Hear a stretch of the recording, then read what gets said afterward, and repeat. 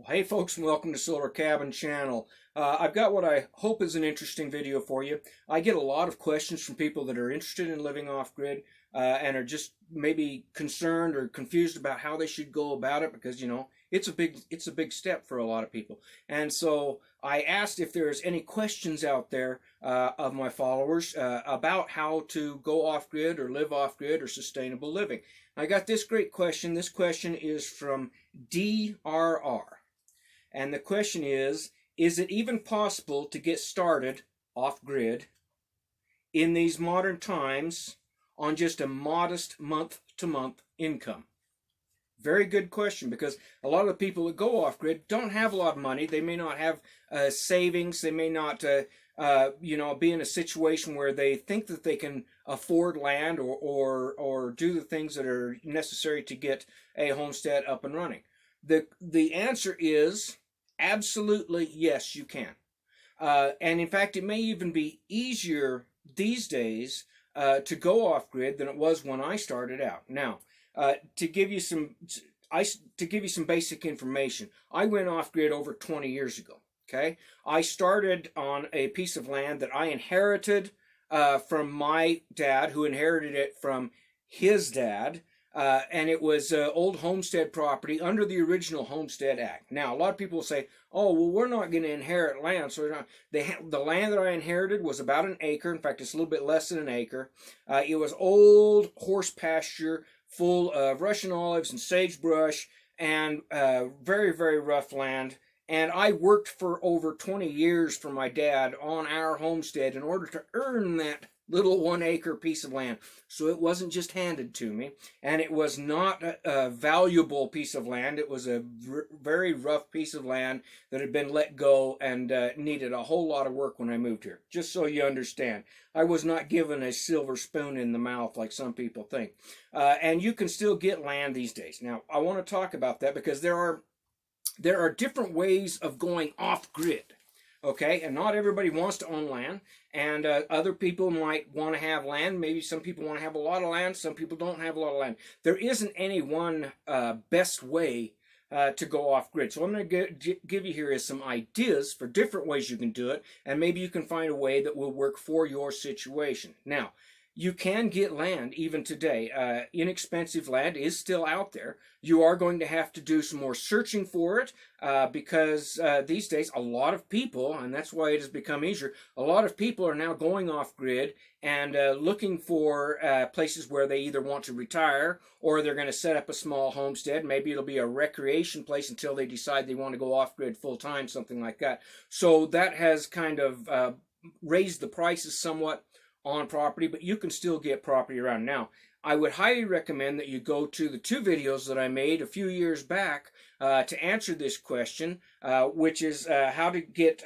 cheap homesteading land part 1 and part 2, and I'll put the links in the information for the video so you can go watch those, because those are very in-depth videos that shows you right from the internet where to go to find cheap homesteading land and the laws and rules that you need to be concerned with and how to set up your utilities and things like that for off-grid living. I won't go into that in depth in this video here, except to tell you that yes, it is possible still to buy land, and it has really become easier.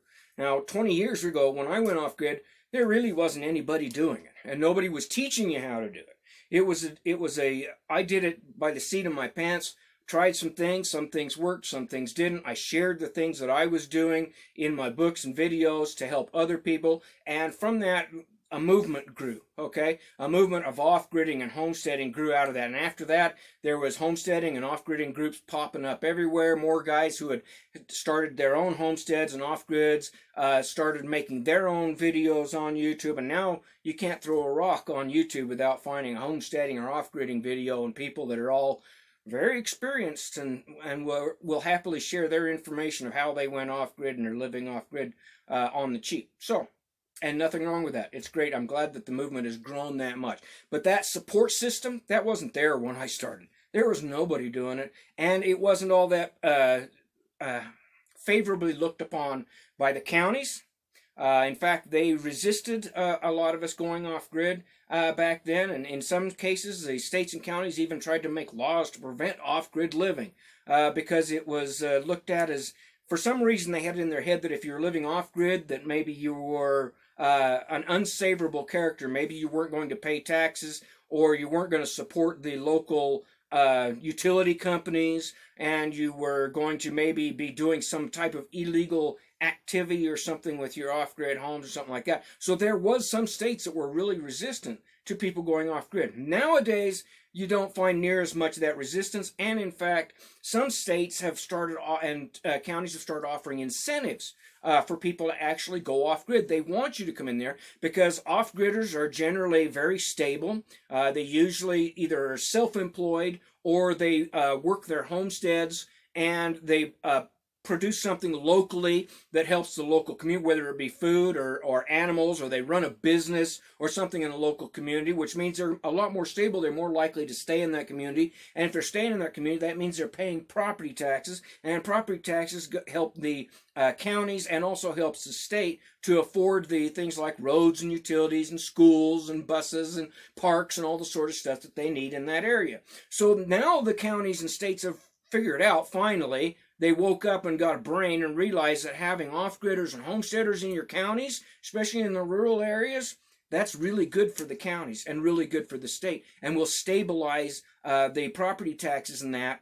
And because they're off-grid in that, the county doesn't have to do as much. Doesn't cost them as much to run utility lines and things out to these places, and you don't get large clumps of housing projects. Instead, you'll have people that own their own property, are raising animals, and that maintains the farming industry and produces jobs and businesses that helps the local community. So states and counties are now a lot more encouraging to that than it was when I first went off grid. And I got some resistance from my own county, and I had to educate them as to what I was doing living off grid, and had a few fights, but I won, and they came around, and now there's off-gridders all over my area. Some of them in cabins that are built from my designs. So that's how much it has increased. Now, you also have these large support groups, and I really recommend that you join some of the support groups. You've got my video channel, which with over 200 videos you can go and watch, and I also run a regular comment section in there. I also do subs on Reddit for renewable energy and green news, and there's a lot of other people out there that are running subs for homesteading and off-grid living, and they're on Facebook, and they're on other social networks like that. I really recommend that you join some of these groups because you'll learn a lot, especially if you're just new into off-grid systems and you're learning about solar power and wind power and all the different equipment and systems that we use.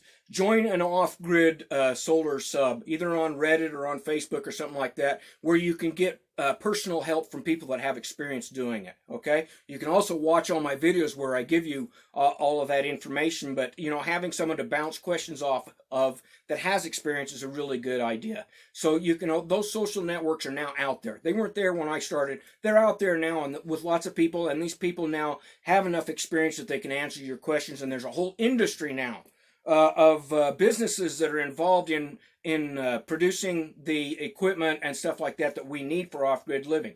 That's another thing that we didn't have when I went off-grid. Most of the equipment that we got, we used came out of vehicles and campers and RVs that we salvaged from that. Now, that gets on to the next question: is after you've got your piece of land, if you can find a decent piece of land, and you can still buy land, and if you've got a piece of land, well, what are you going to live in while you're going off grid? Now, I started off living in my truck. I don't really recommend that, but it was possible. It was good weather when I did it, and I lived in my truck for a few months, and I was flat broke, people. I was flat broke. I was basically homeless, and I was unemployed.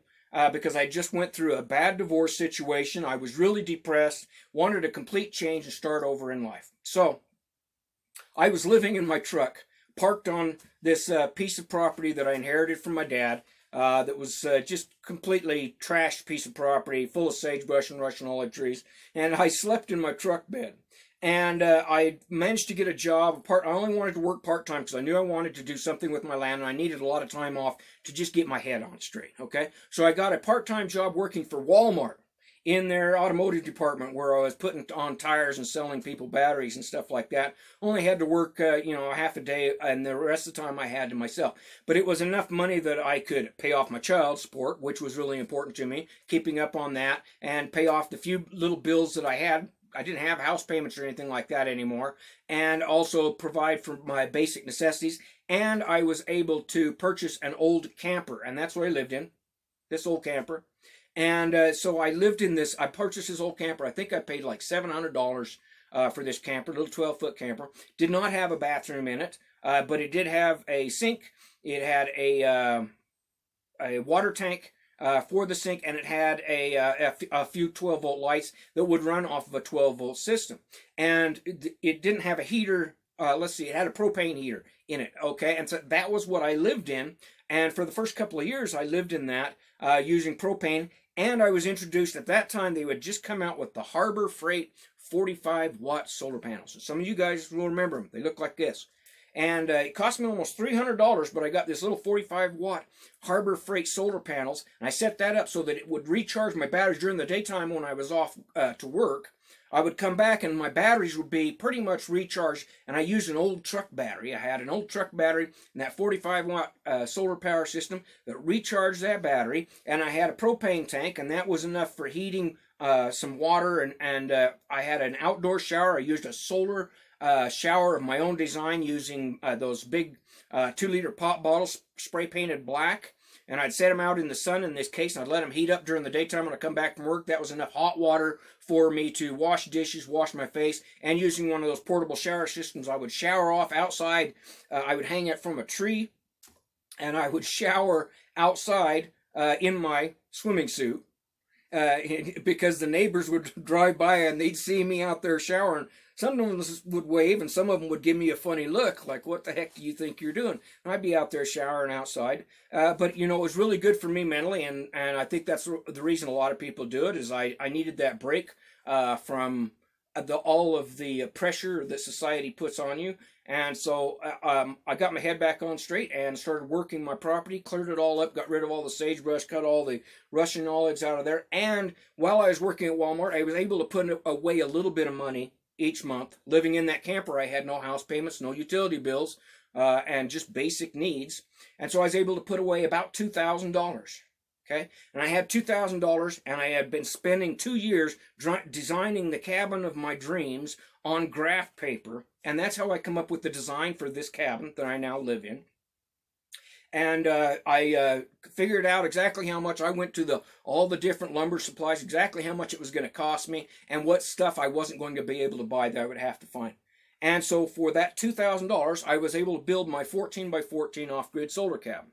And it was touch and go on what materials I could use. I ended up having to get windows and doors that were recycled. I got my windows and doors out of a manufactured home that somebody had abandoned. They'd started to set up, and for whatever reason, they just abandoned it, and the wind had blown it, it started to tip over and fall apart, but the windows and doors were still in good shape. And so I asked around, everybody said, no, nobody owns it. If you want those windows and doors, take them. So I went and took the windows and doors and whatever other materials I could salvage out of that manufactured home, and I still have those windows and doors are still in my cabin and still work perfectly and function very well. So that saved me a whole lot of money there. And then I went to the local lumber mill, and I talked to the guy that owned the lumber mill, and I said, hey, look, I'm pretty much broke, but I need some materials. What can you turn me on to? And he gave me some green lumber that had not been kiln dried or anything like that. He got me a good price on some green non-kiln dried rough sawn lumber from my porch, and some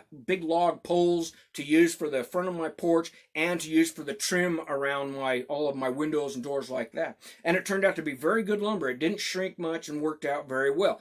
But I took a chance with that green lumber that it would hold up. It's held up very well over these years. But that saved me a lot of money, okay? And it was doing things like that, kind of planning in advance, that I was able to build my cabin for under $2,000, right around $2,000, using a lot of recycled materials and a lot of rough sawn lumber and things like that. But material prices have went up quite a bit. So could you still build my cabin for about $2,000? Probably you could if you're a very good scrounger, but I would say it can definitely be built for under $5,000. And if you're a good scrounger and you're able to get recycled materials, especially finished materials and things like that, you could probably do it for closer to around $3,000. Even today, you could still build my cabin. Okay, so it is possible to build an off-grid house. Now, the other thing that you're going to have to consider is water and sewer and things like that. Here you have some different options. You can harvest rainwater. You can have a well drilled. If you have a well drilled, you're probably going to have somebody do it for you. And you can save up the same way you can save up, and it's probably going to cost you around $5,000. That's something that you want to investigate before you get your land. Is there good water on the property that you can drill into? Maybe you have a stream or a freshwater source on your land that you'll be able to use for water.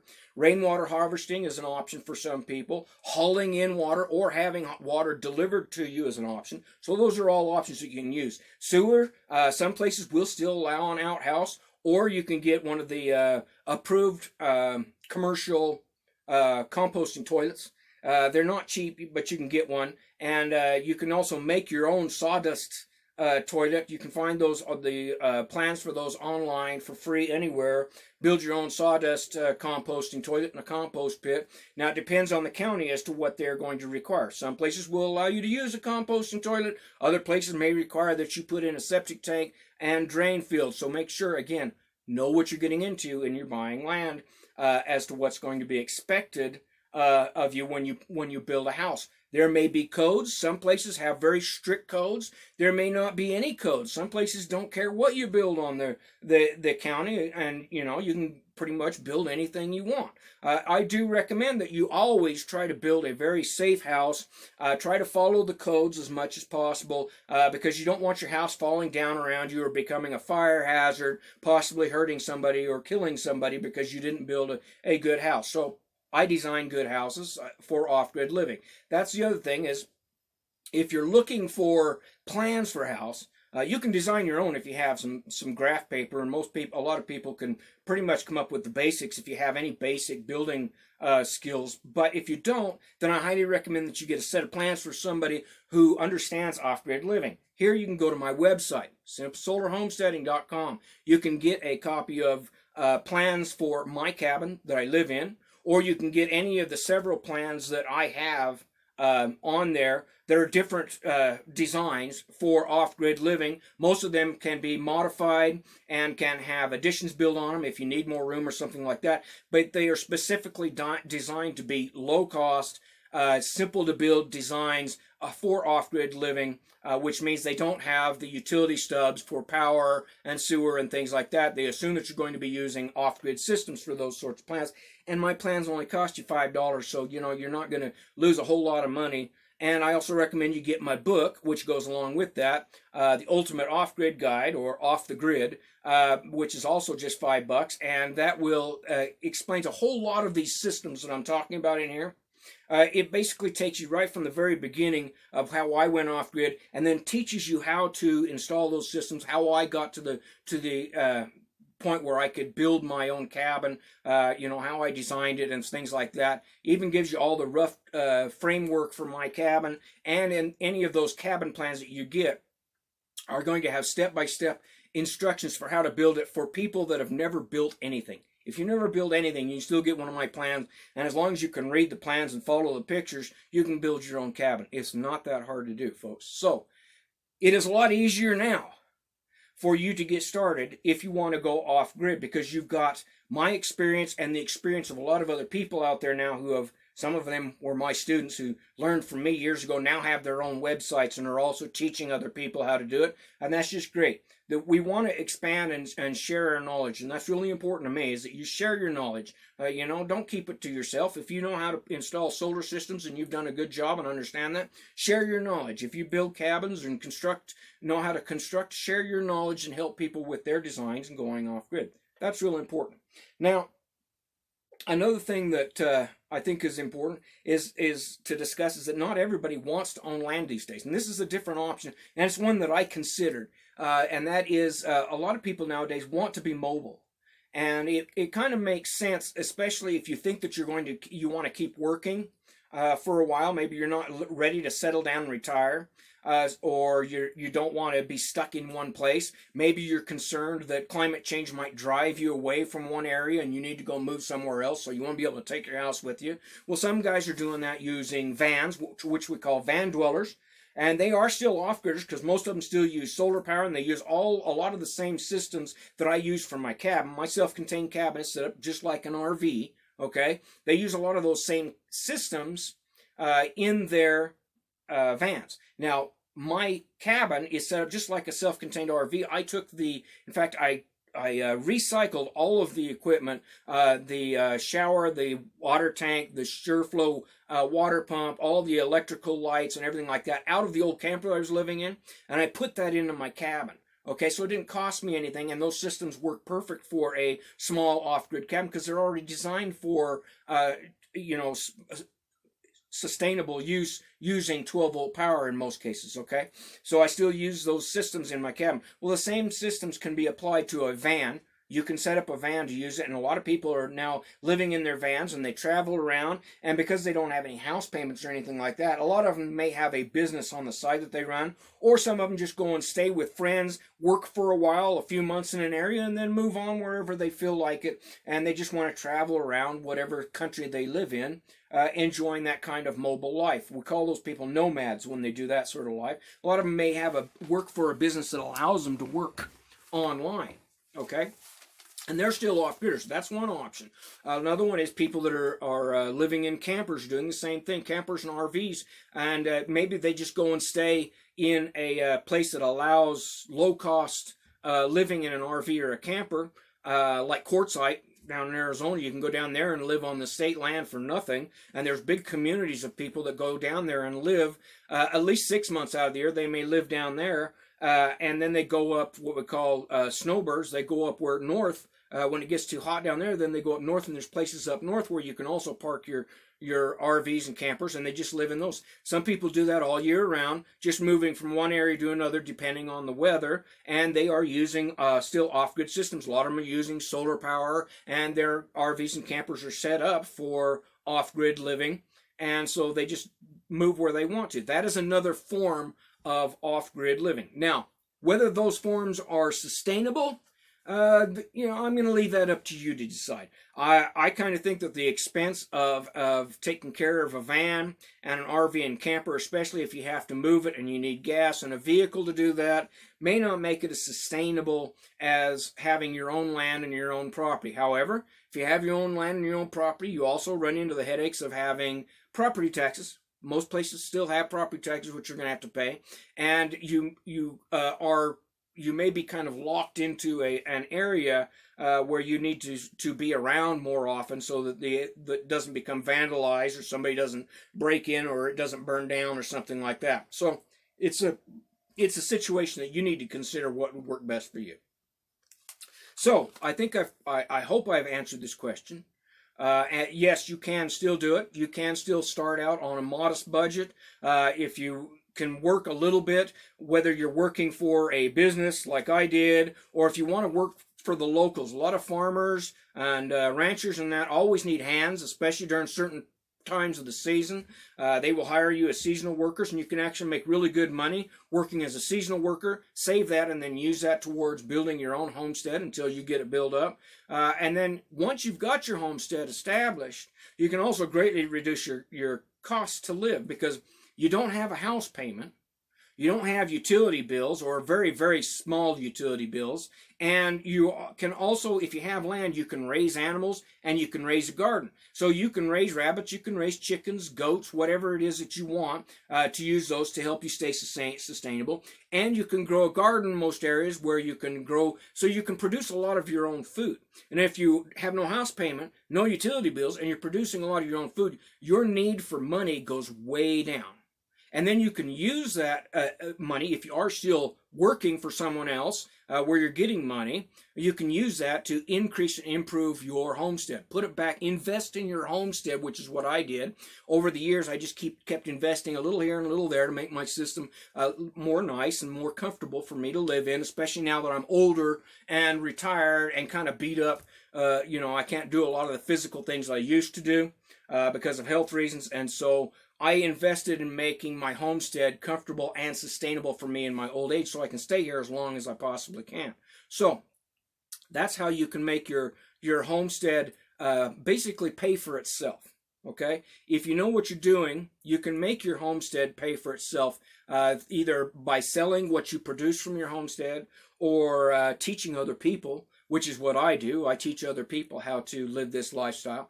And you can run a small business. There's lots. In my book, I tell you all kinds of, and my videos, all kinds of businesses that you folks can start from your homestead. And, you know, local businesses do really well if you're an honest and person that has integrity, and it will improve your standing in the community and helps your community to understand and appreciate off-grid living and homesteaders. So something I highly encourage is that you start, even if it's just a small business that doesn't make a lot of money. If you put that money aside, you'll be able to cover the expenses for things that you don't produce on your own homesteads, and also pay for things like property taxes and things like that. All right, I hope that answered the question. Yes, you can still go off-grid. You can still build a homestead from having just a modest and simple living and just basic skills if you're willing to do a little bit of the work, folks. So I hope that this video has helped people. Hope that it's encouraged people to stay at it. Go online, go to my website, simplesolarhomesteading.com. Look at the cabin plans and the ebook that I have on there, Off the Grid. That will help you a lot to get started from someone who has the experience, who's done it. And also watch my videos on buying cheap homesteading land, part 1 and part 2. Again, the links are in the comments down there. That will help you a lot. And then join the social networks of people that have done it, who have the experience, who can help you out. That will get you a long ways towards your goal of going off-grid. And I wish you the best of luck, because off-grid living and homesteading really is the very best life that I believe for most people who want a simple life, who want to get out of the rat race, who just want to be able to enjoy life. Okay, have a great day, folks.